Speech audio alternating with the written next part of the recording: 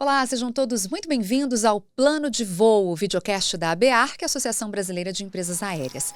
Aqui a gente traz temas mais relevantes da aviação para debater com especialistas. Mesmo sendo reconhecidas mundialmente pela pontualidade e regularidade, as empresas aéreas brasileiras sofrem com o excesso de judicialização. Do total de processos contra companhias no mundo, 98,5% acontecem no Brasil.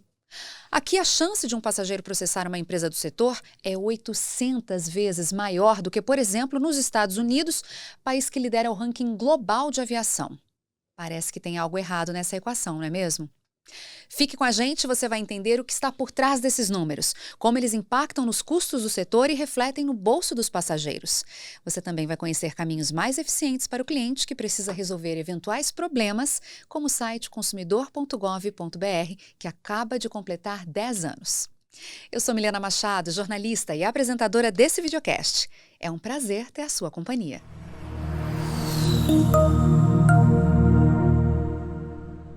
Nossos convidados deste episódio são dois advogados com trajetórias brilhantes, muito relevantes para o setor aéreo. Marcelo Guaranis e Valéria Cury. Marcelo, obrigada pela presença. Obrigado. Comece contando para a gente aí como foi o seu plano de voo que o trouxe até aqui.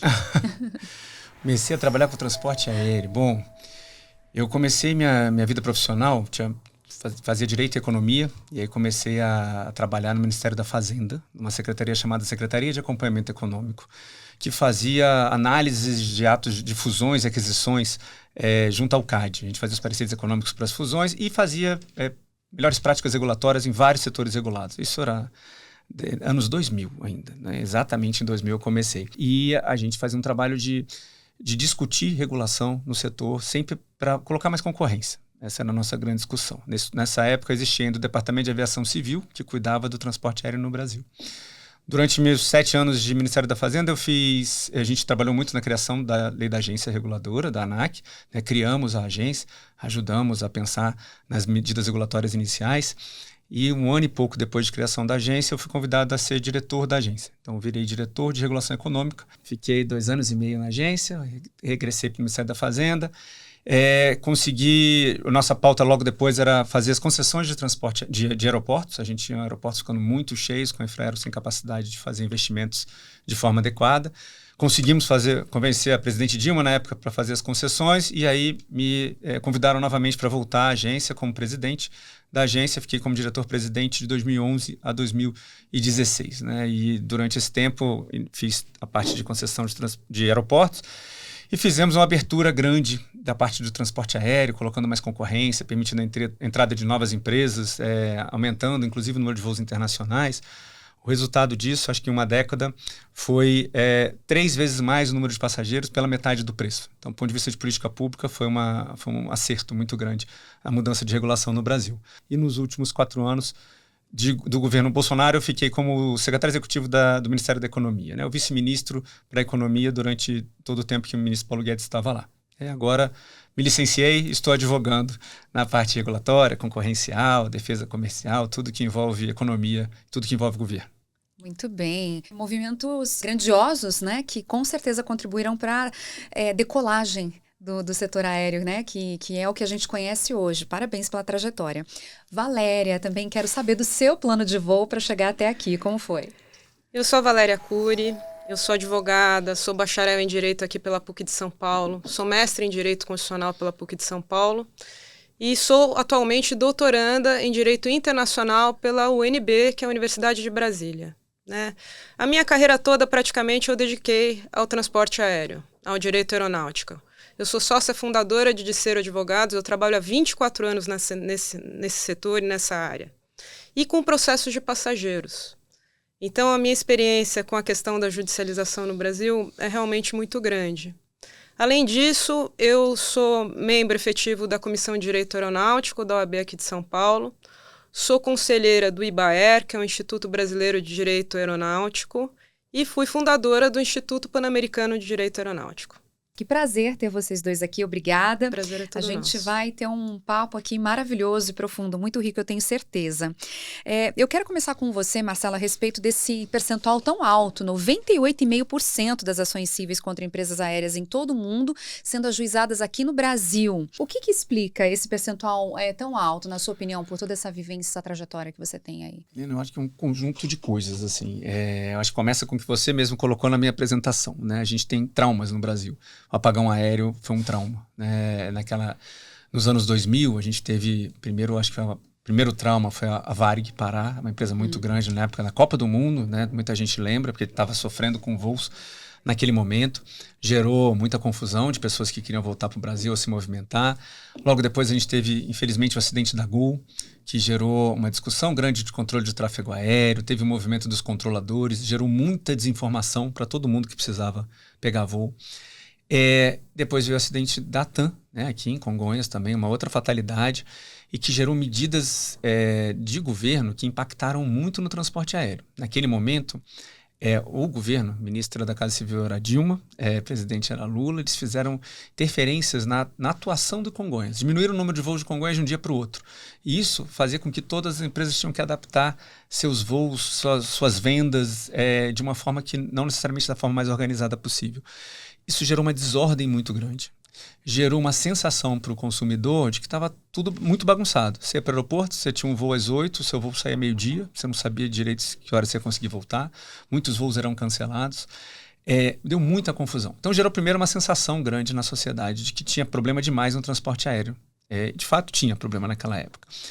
Final de 2007 a gente foi capaz de ajustar isso tudo e organizar, acabar com o caos aéreo, né? Fez uma organização lógica, caber os voos que podiam caber dentro de cada aeroporto, reaprová-los, analisar se estava tendo vendido diferente do horário que estava aprovado, e essas coisas se regularizaram. Então, de atrasos médios de 40% que a gente tinha em 2007, na virada da malha de final de ano, ali de 2007 para 2008, caíram para 10% e para 5%. Números que a gente continua observando até hoje. Então, tudo ficou regular, mas ficou aquele trauma.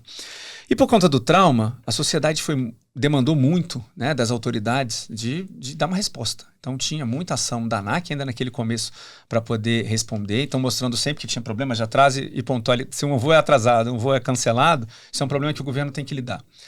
Juizados especiais foram montados nos aeroportos por conta disso, então já dá um olhar diferente do judiciário para uma relação de consumo que existe em vários outros setores, né? Mas passa a ter um foco mais importante. E a partir dali virou um movimento político também de se dar mais foco às coisas de transporte aéreo. Como eu disse, eu virei presidente da ANAC em 2011.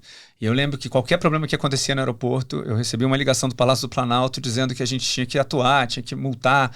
E muitas coisas a gente dizia, são coisas normais. Não dá para a gente chamar a atenção desta forma, porque vai acabar chamando a atenção para um problema que é corriqueiro.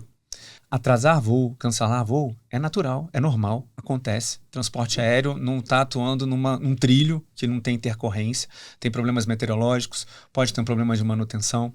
Transporte aéreo requer uma segurança muito grande.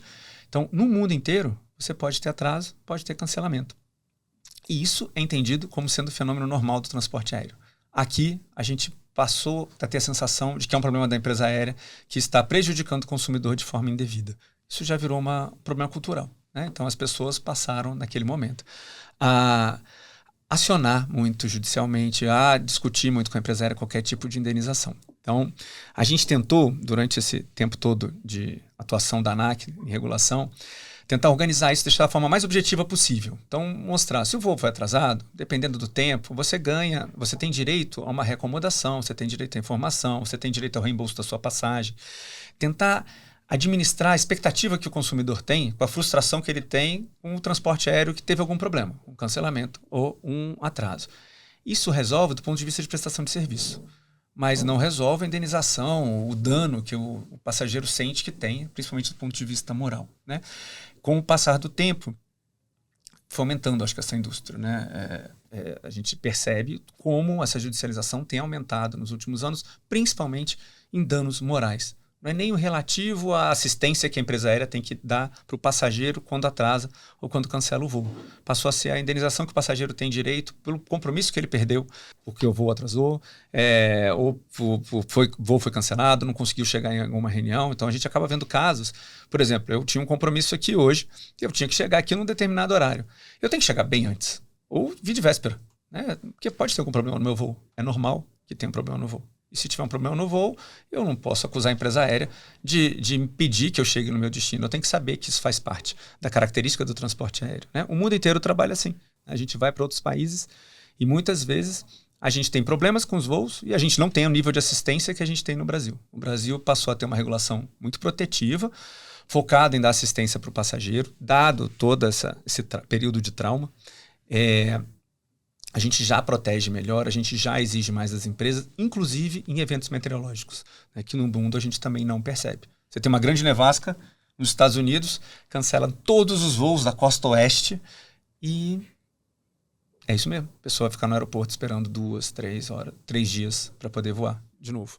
Aqui, se a gente tem uma chuva que fecha Santos Dumont ou Congonhas, é uma confusão e muita gente já pedindo indenizações, né? A gente percebe também, do lado dos advogados, um crescimento da indústria da judicialização. Percebe que está um espaço, então a gente vamos entrar nisso. Advogados percebendo a oportunidade e criando um negócio, né? Eu fiquei impressionado a primeira vez que eu cheguei em Congonhas e que eu abri meu Instagram, tinha uma propaganda, seu voo foi cancelado? Receba sua indenização em 5 minutos. Falei, meu Deus, virou de fato uma indústria. Eu nunca recebi essa mensagem. A primeira vez eu fiquei impressionado. Vai receber. Impressionado. No caso desse estudo da ABAR, né, que aponta que a quantidade de processos de companhias aéreas cresceu em média 60% a partir de 2020, é um dado alarmante, e que de tudo isso, apenas 20 escritórios são responsáveis por 10% dos processos das empresas. Olhando de longe para esses números, parece que existe aí uma litigância predatória no setor. E só o fato do Marcelo também contar que aparece já o anúncio, né, dizendo perdeu seu voo, receba aqui a sua indenização, parece que realmente existe uma dificuldade, inclusive, do setor se acomodar por essa grande ameaça, que não é a concorrência, que não é a lei de livre mercado, que não é a regulação, né? É realmente um faro através dessa oportunidade, entre aspas. É isso, Milena. Esses são os chamados sites abutres, né?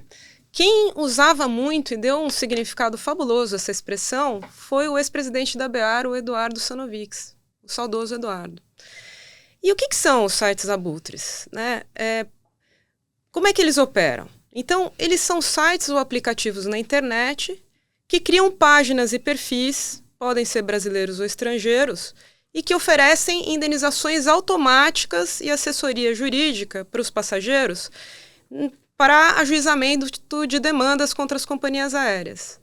Então, o que eles fazem? Eles pagam, em geral, uma compensação, R$1.000, R$1.200, e se subrogam nos direitos dos passageiros, o que não é proibido no Brasil, tá? O passageiro vai firmar com eles um termo de subrogação, uma procuração, contrato de honorários, cartas de preposto, declaração de pobreza até, em certos casos, tá? E após o recebimento desse valor inicial, ele raramente sabe do desfecho desse processo. O fato é que esse advogado ou o site abutre, vamos dizer assim, ele vai receber 5, 10 vezes mais do que o passageiro. Ou até mais do que isso, tá? Então, isso criou um mercado nesse setor. E a gente sabe, né, que a fragilidade na proteção de dados faz com que essas buscas aconteçam.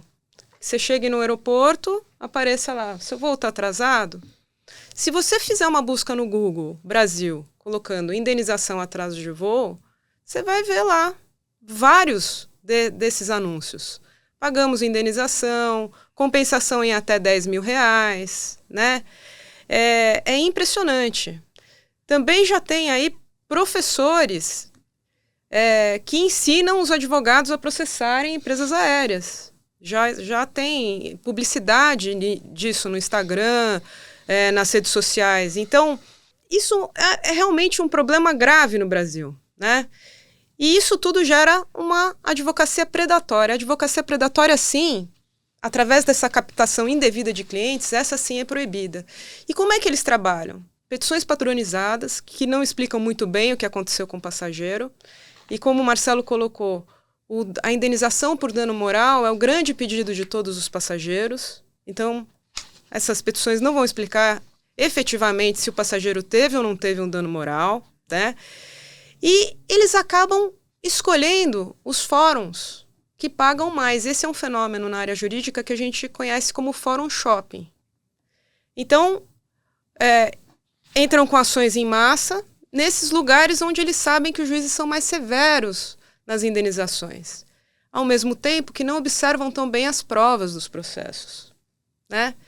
Não é uma afirmação para todos os casos, seria irresponsabilidade minha falar assim, mas há sim locais onde se paga mais indenização.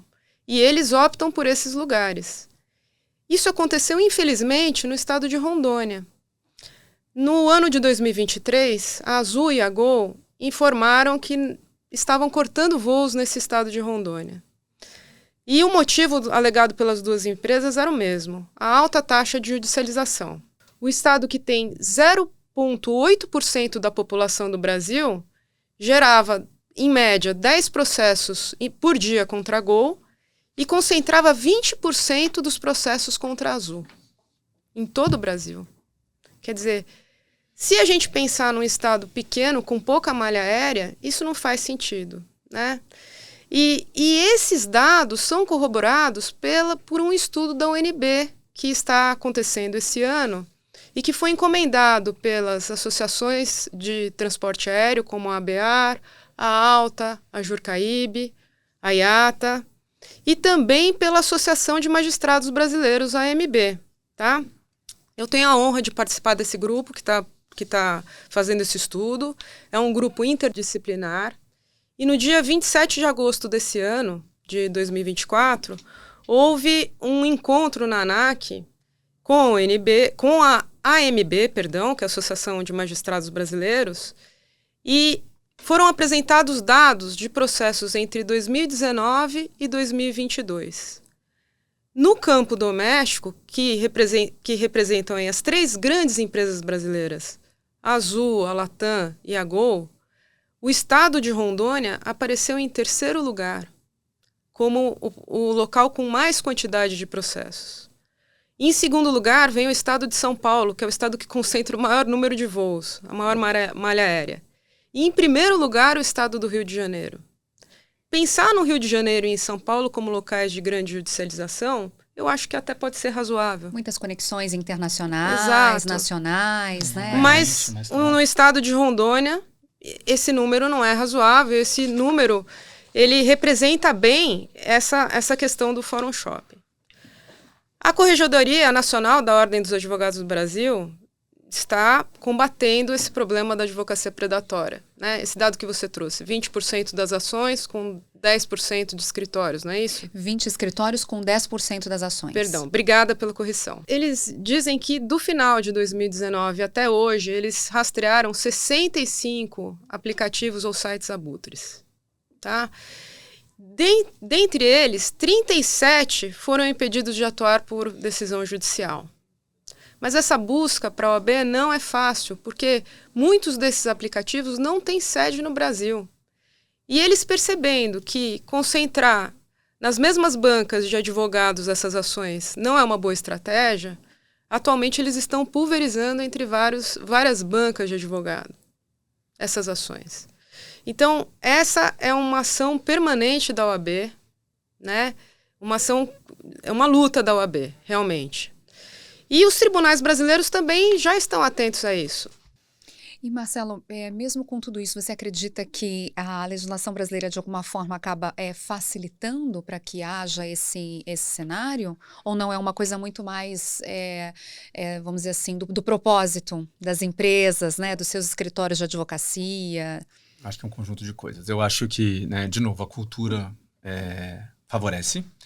Eu acho que não só a cultura do transporte aéreo, mas a cultura para o consumidor que a gente tem no Brasil. A gente tem um Código de Defesa do Consumidor que eu acho que é muito bem estabelecido, é bem desenvolvido, mas gera seus custos, né? O nível de proteção, cada vez que a gente exige mais direitos ou mais deveres à empresa, isso gera custo. É só saber que existe uma equação. Comparado com outros países, o que a gente pode pontuar? Eu acho que o evento meteorológico é um grande exemplo.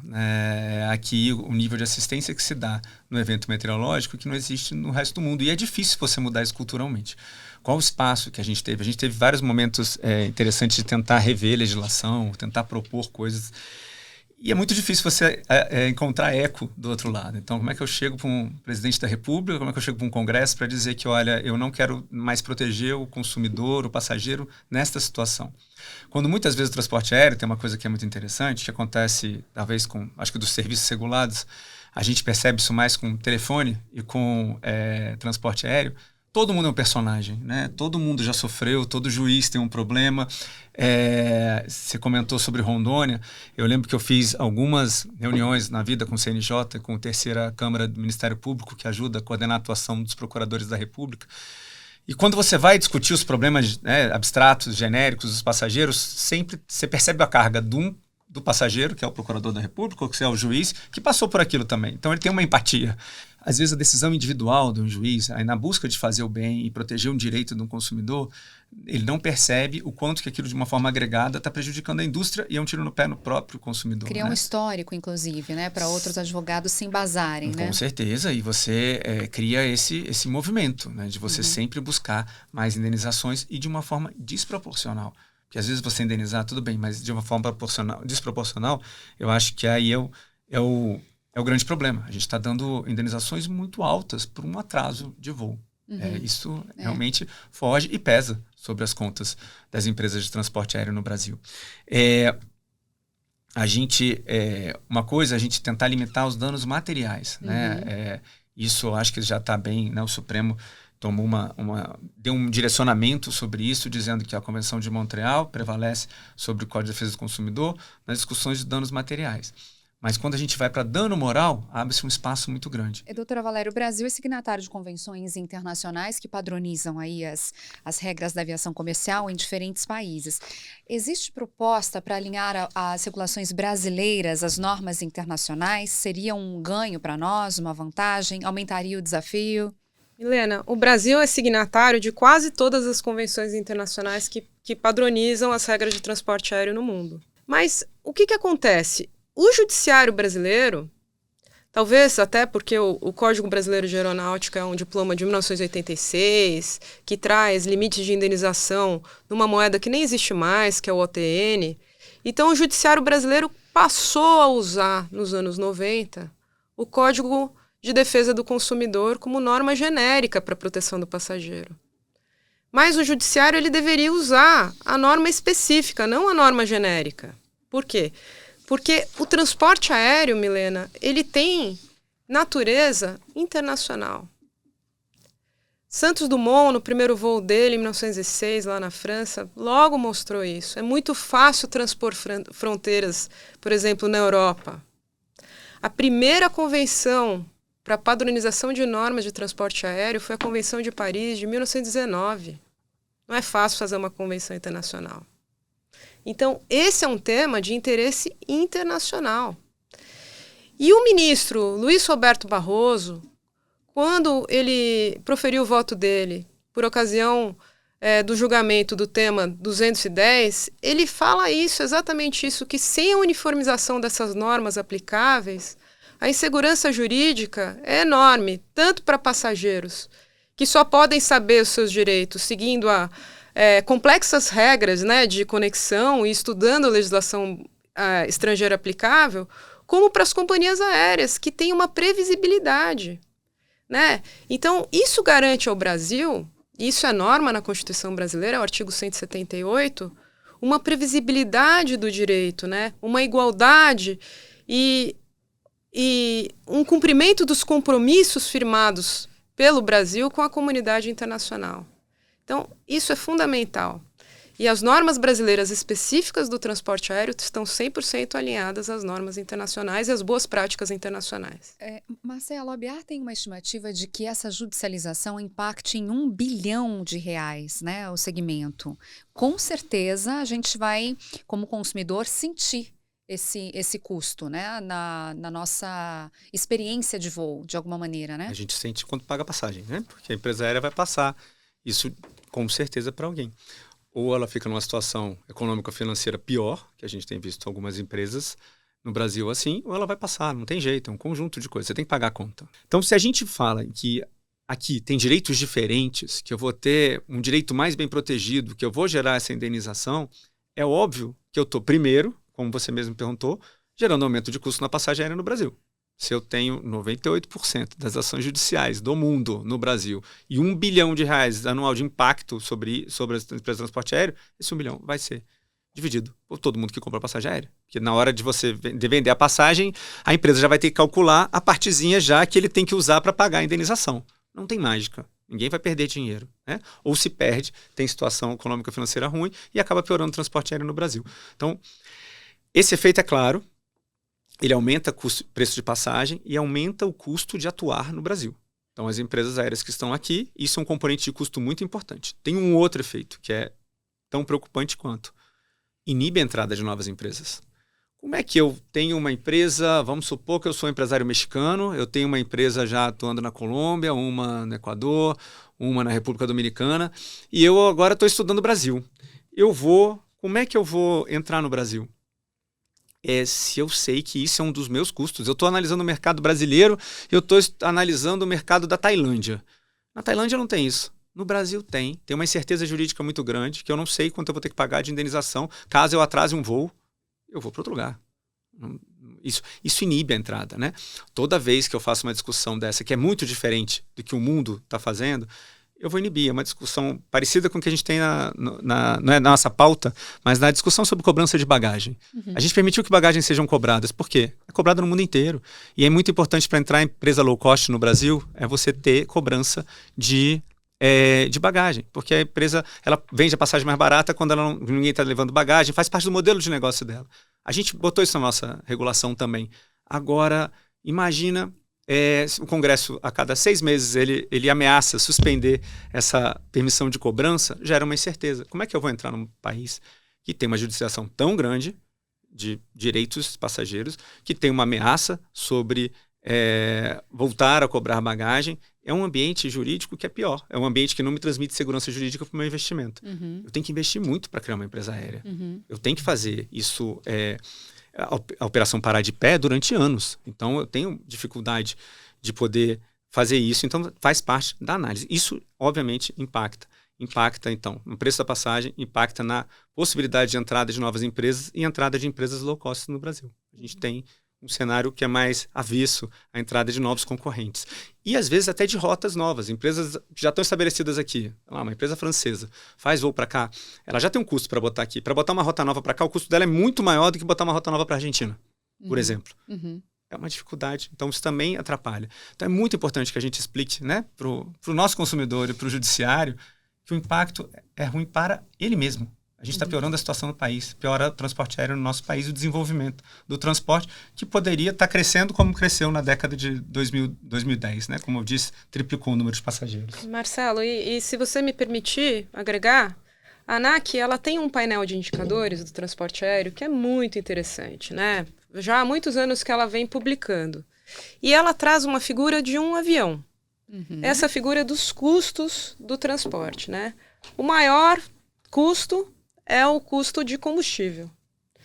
E ali na pontinha do avião tem um custo de 1%, acho que no último indicador que foi publicado, de pagamento de indenizações judiciais e 1% de pagamento de assistências e indenizações extrajudiciais. A gente está falando, então, de 2%. Aí vocês vão dizer, nossa, mas as empresas aéreas são ricas, elas são superpoderosas, etc. Mas já foi publicado pela IATA que a margem de lucro das companhias aéreas é cerca de $1, centavos de dólar por passageiro. Ganha no movimento. Exatamente.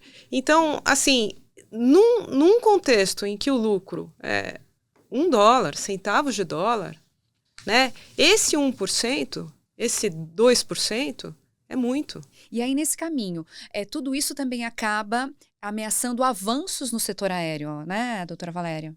Sem dúvida. É uma insegurança jurídica, né? Que também afasta as empresas interessadas em operar no Brasil. Há um ambiente de insegurança jurídica, né? E é assustador pelo número de ações, né? Pela falta de parâmetro para pagamento de indenizações, que são quase todas presumidas. Se a gente pegar esse estudo que a UNB está fazendo, os dados preliminares dele trazem que dos processos julgados entre 2019 e 2022 contra Latam, Azul, Gol, TAP, United Airlines e Copa Airlines, 96% dos casos julgados tiveram condenação por dano moral. A média dessas condenações vai de R$ 8.700, mais ou menos, tá? A R$ 15.700. Olha isso. Se você pegar a média de condenação por danos morais, se eu não me engano, no ano de 2022, das empresas domésticas, foi mais de R$ 7.000. Se você olhar esse panorama de indicadores da ANAC deste mesmo ano, o valor médio do ticket doméstico foi um pouco mais de R$ 600. Isto é, nós estamos falando em valores de indenização que são 10 vezes mais ou mais Pelo que 10 menos vezes 10 mais e que não tem relação com o serviço prestado. Entende? Você estabelece uma indenização que não tem relação com o contrato estabelecido entre as partes, que é muito superior ao contrato estabelecido entre as partes. Então, nesse ambiente de insegurança jurídica, é muito difícil conter essa onda sempre grande de ações judiciais. E o dano moral virou uma commodity jurídica. Por isso que é tão interessante esse mercado de sites abutres, né, de advocacia predatória, porque você criou uma commodity jurídica. E mais um dado, só para terminar. 80% dos casos contra as empresas aéreas estão concentrados nos juizados especiais cíveis. Os juizados especiais cíveis, eles, ao contrário das varas cíveis, eles têm um procedimento estabelecido pela Lei 9.099 de 95, que prevê que você não precisa pagar custas para dar entrada com a ação e que até a sentença de primeira instância você não precisa pagar sucumbência, né, honorários para a parte contrária, etc. e tal. Processos até 20 salários mínimos, você não precisa nem estar assistido por um advogado. Então, vamos dizer assim, é quase um se colar colou, Milena.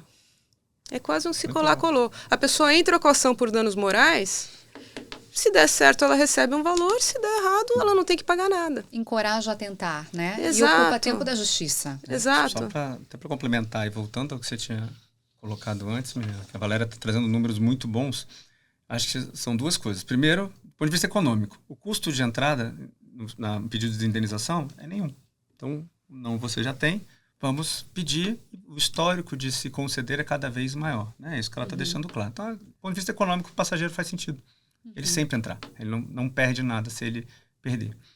Segundo, ela trouxe dados mostrando que as empresas que mais têm ação são as empresas que mais atuam no Brasil. Então, todas as 3 principais nacionais e 3 principais internacionais que têm um papel super importante de ligar várias cidades do Brasil aos seus destinos, né? Copa, TAP e American Airlines, que tem United, que tem muitas conexões em várias cidades já.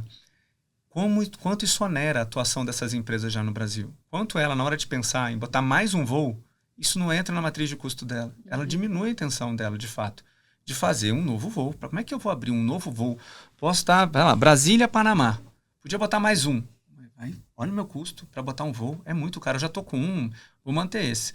Eu penso 20 vezes antes de botar um segundo. Ou 20 vezes para botar um para Goiânia, que de repente pode ser um mercado interessante. Isso inibe totalmente o desenvolvimento do transporte aéreo.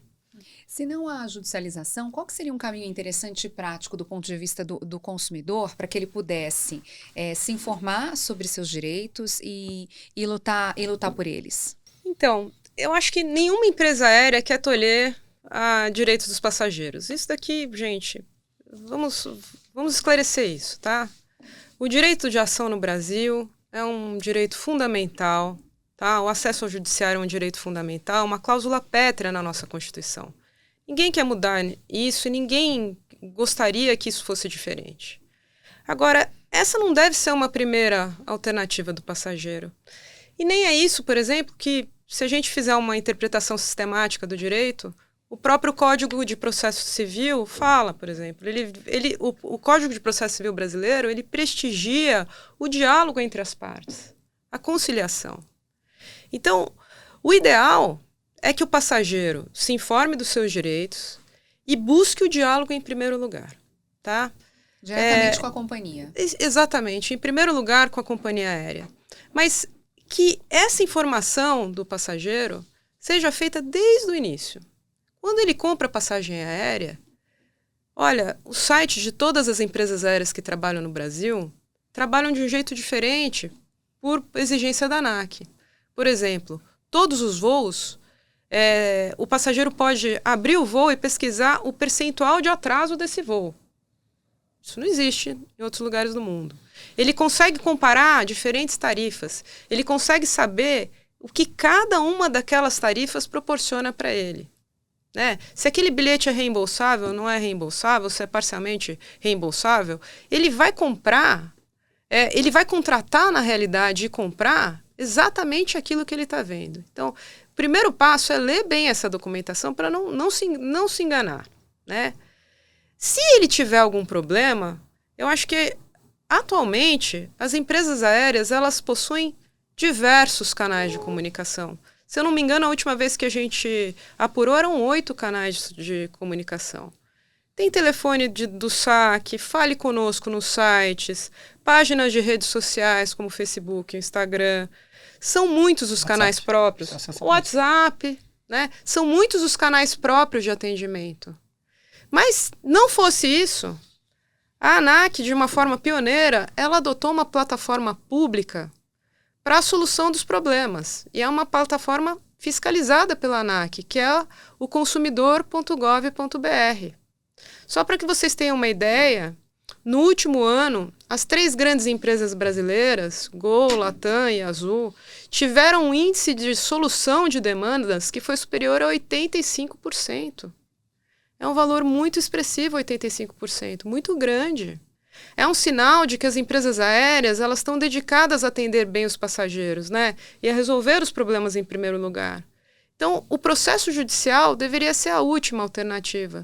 Mas, ainda assim, o passageiro ele deve buscar um advogado de sua confiança e deve acompanhar o processo até o final, para, eventualmente, receber o que for de direito.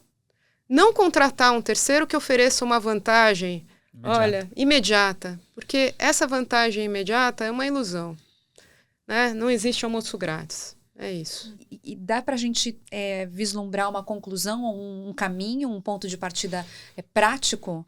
Olha, eu acho que a conscientização é essencial. Né? Acho que é o primeiro passo. O passageiro ele tem que estar ciente dos seus direitos, tá na página da ANAC, tá nas páginas das companhias aéreas, tá no CNJ, na cartilha do transporte aéreo, né? E o passageiro ele não deve aceitar dinheiro fácil, né? Qualquer oferta de indenização a ser paga. Então, por desconhecidos. Então, acho que esse é o passo número 1, né? A conscientização dos passageiros. O judiciário também, por sua vez, né? Ele deve lembrar que a tutela do consumidor não autoriza uma defesa de forma incondicionada, desproporcional, que não seja razoável, que seja exagerada, né? Porque essa prática de estabelecer danos morais pelo fato do dano e não pela ocorrência de uma dor, um vexame, um trauma, algo que abale o passageiro, isso realmente está resultando num excesso de demandas e no dano moral como uma commodity jurídica, o que a gente deve evitar. A ANAC faz muito bem esse trabalho de conscientização. A ANAC está afinada com as melhores práticas internacionais, com as normas da OASI. Então, acho que tem feito muito bem esse trabalho. E ter adotado como plataforma o consumidor.gov também foi um grande avanço, uma grande aproximação. E as companhias aéreas, através das suas associações, também têm feito esse trabalho, né? Esse trabalho de conscientização, de alerta. Acho que esse videocast da BEAR é a prova disso. E no seu caso, Marcelo, ou você acredita que a rota, né, para não dizer o caminho, que placa é essa que a gente tem que seguir, né? Qual é essa sinalização? Helena, eu acho que é um processo de fato de popularização da informação, né? Primeiro uma campanha assim, constante, permanente, a gente não pode cansar, porque tem que informar o tempo inteiro o passageiro. Porque muitas vezes a gente faz ações, sei lá, né, que foram há 5 anos, 6 anos, vou fazer de novo. Não, mas é isso, porque o passageiro muda, o juiz muda, o advogado muda. É um trabalho constante. Entrou no avião, tem que ter um videozinho explicando, gente, esse voo pode atrasar, o voo pode cancelar, sua segurança é a nossa prioridade. A gente quer que você chegue seguro no outro lado.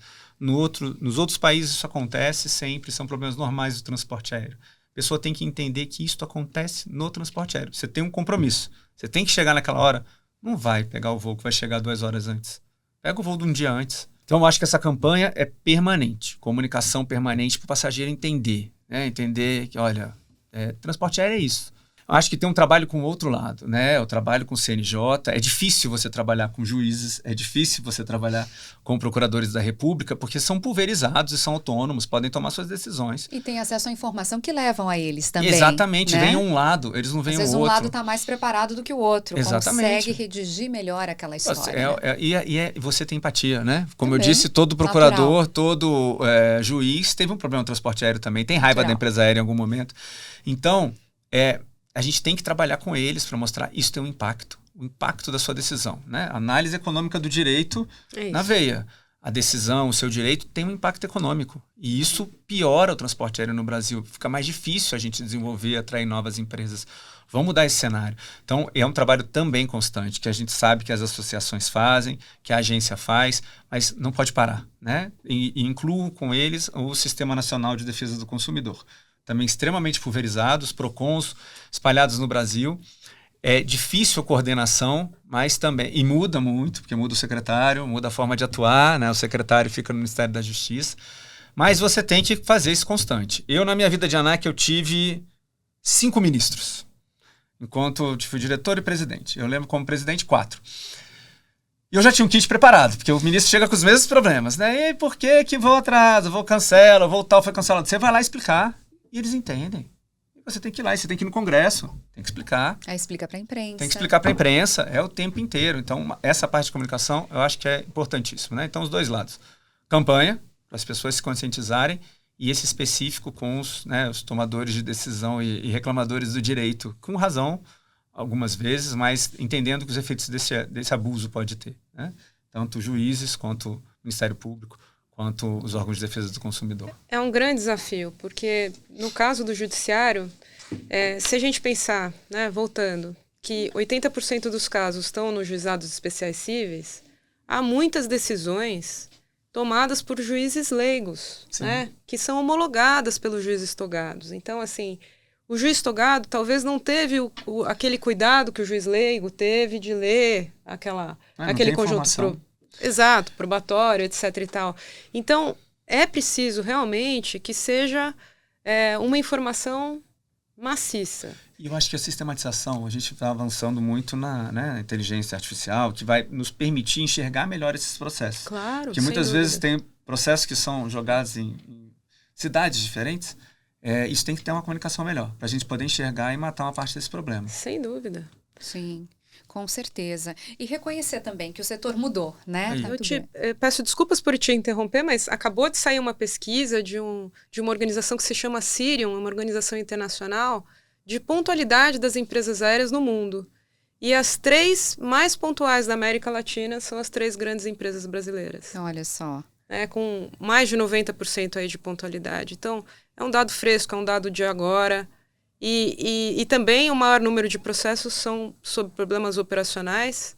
Então, acho que isso é muito relevante. Está na exceção da exceção. A exceção está fazendo muito barulho. Com certeza. A exceção da exceção. Muito obrigada, Marcelo Guaranis. Muito obrigada, Valéria Cury, por esse papo tão esclarecedor. Foi ótimo. Obrigada, prazer. gente. Obrigado pelo convite. E se você gostou também, você que está acompanhando a gente até aqui, obrigada a você pela sua companhia, sua audiência. Quero te fazer um convite, deixe o seu like aqui no nosso videocast e compartilhe para que você possa ajudar a gente, né, a espalhar essa boa informação por aí. Inscreva-se no canal da BEAR, ative as notificações e assim você não perde nenhum novo episódio do Plano de Voo. Tô contando com você, hein? Te espero. Até a próxima!